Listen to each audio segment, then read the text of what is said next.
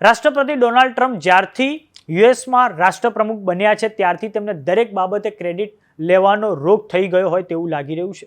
થોડાક સમય પહેલા તેમણે ભારત અને પાકિસ્તાન વચ્ચે સીઝફાયર માટે ક્રેડિટ લેવાનો પ્રયાસ કર્યો હતો અને હવે તેઓ આવું જ રશિયા યુક્રેન યુદ્ધને લઈને પણ કરી રહ્યા છે. પરંતુ આ માટે રશિયા કે યુક્રેન કોઈ પણ દેશ ટ્રમ્પની જગત જમાદારી સ્વીકારવા તૈયાર હોય તેવું લાગી રહ્યું નથી. રશિયાએ હાલમાં 300થી વધારે ડ્રોન સાથે યુક્રેન પર હુમલો કર્યો હતો. ડોનાલ્ડ ટ્રમ્પ જ્યારે રાષ્ટ્રપ્રમુખ બન્યા ત્યારે તેમણે એવું કહ્યું હતું કે હું અમેરિકાનો પ્રમુખ હોત તો આ યુદ્ધ ક્યારેય ના થાય. પછી કહ્યું કે રાષ્ટ્રપતિ બન્યાના 24 કલાકમાં તો રશિયા યુક્રેનનું યુદ્ધ હું આમ જ બંધ કરાવી દઈશ. પરંતુ હવે ડોનાલ્ડ ટ્રમ્પને રાષ્ટ્રપ્રમુખ બન્યાના 130 દિવસથી વધારે થયા હોવા છતાં રશિયાના પ્રમુખ વ્લાદિમીર પુતિન કે પછી યુક્રેનના પ્રમુખ ઝેલેન્સ્કી ડોનાલ્ડ ટ્રમ્પની વાત માનવા તૈયાર હોય તેવું લાગી રહ્યું નથી. થોડાક સમય પહેલા ડોનાલ્ડ ટ્રમ્પે ટ્વીટ કરી હતી જેમાં તેમણે પુતિનને ક્રેઝી કહ્યા હતા. તો ડોનાલ્ડ ટ્રમ્પે ટ્રુથ સોશિયલ નામની સાઇટ પર જે પોસ્ટ કરી છે થોડાક સમય પહેલા એમાં એમણે રશિયાના પ્રમુખ વ્લાદિમીર પુતિન માટે લખ્યું છે કે what Vladimir Putin does not realize is that if it were not for me lots of really bad things would have already happened to Russia, and I mean really bad. He is playing with fire.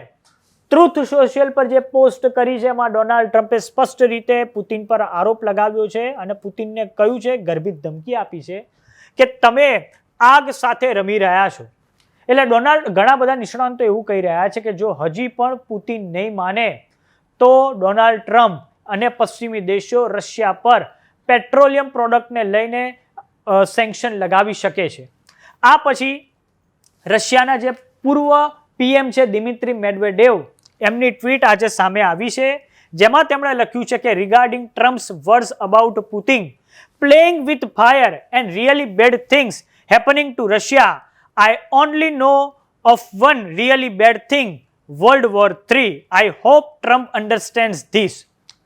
Dmitry મેડવેડેવે ચોખ્ખું લખ્યું છે કે એમણે ટ્રમ્પના જે શબ્દો છે જેમ કે પુતિન આગ સાથે રમી રહ્યા છે, પુતિન ખૂબ ખરાબ કરી રહ્યા છે, તો રશિયા માત્ર હવે એક જ વસ્તુ કરી રહ્યું છે ને માત્ર એક જ વસ્તુ થઈ શકે છે તે છે વિશ્વયુદ્ધ, ત્રીજું વિશ્વયુદ્ધ. તો આમ દિમિત્રી મેડવેદેવ એટલે કે રશિયાના પૂર્વ પીએમએ ત્રીજા વિશ્વયુદ્ધ માટેની ચીમકી ઉચ્ચારી છે.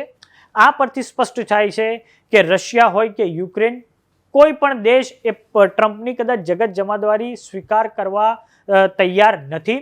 થોડાક સમય પહેલા તર્કીમાં બે દેશો વચ્ચે સમાધાન માટે એક સમિટ પણ યોજવામાં આવી હતી પરંતુ તેમાં માત્ર ને માત્ર યુક્રેનના જે રાષ્ટ્રપતિ છે વોલોદિમીર ઝેલેન્સ્કી પહોંચ્યા હતા. ત્યાં વ્લાદિમીર પુતિન એટલે કે રશિયાના પ્રમુખે જવાની ના પાડી દીધી હતી, સાથે ડોનાલ્ડ ટ્રમ્પ પણ ગેરહાજર રહ્યા હતા. તો હવે રશિયા યુક્રેન યુદ્ધને લઈને આગામી દિવસોમાં શું થશે તે જોવાનું રહેશે, કેમ કે બે દેશો વચ્ચે પરિસ્થિતિઓ ખૂબ જ ભયંકર હદે એસ્કેલેટ થઈ રહી છે. નમસ્કાર.